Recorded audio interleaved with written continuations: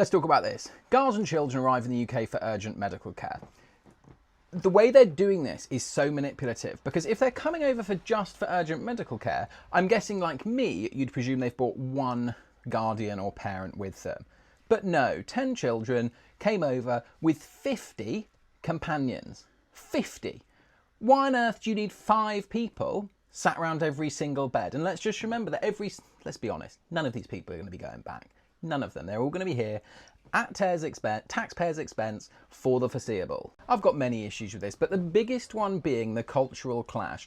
I'm sorry, these children have grown up under Hamas and to some extent have been indoctrinated into a culture which is completely alien to ours. There are so many wealthy Arab Muslim countries which have incredible hospitals which could have taken these 10 children and they could have been amongst a similar culture and they wouldn't have to deal with this clash, and we wouldn't have to either, and we wouldn't have to pay for it. This is what got me though.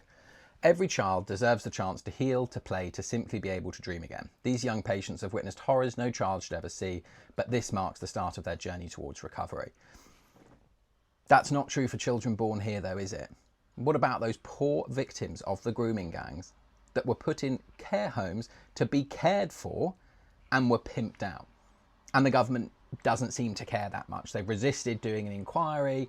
It's been very hard to get anybody to actually do anything, yet all of a sudden there's the money to treat children that have come from Gaza. Like, this money would be so much better spent setting up a fund to get every single child that was brutally raped to get the appropriate mental health support, trauma support, and support for the rest of their life. And this line at the end is a kicker.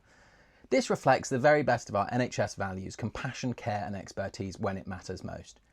But it only matters most if you weren't born here. I'm sure I'm not the only one that's sat on an NHS waiting list. I still am 18 months later. Had nothing other than a couple of letters and the odd text, but not actually seen a doctor. This is the biggest kick in the face to the British tax-paying public. I genuinely, if you did a vote tomorrow, I reckon under 20% of the population would have voted for this. It's undemocratic and it is a disgrace.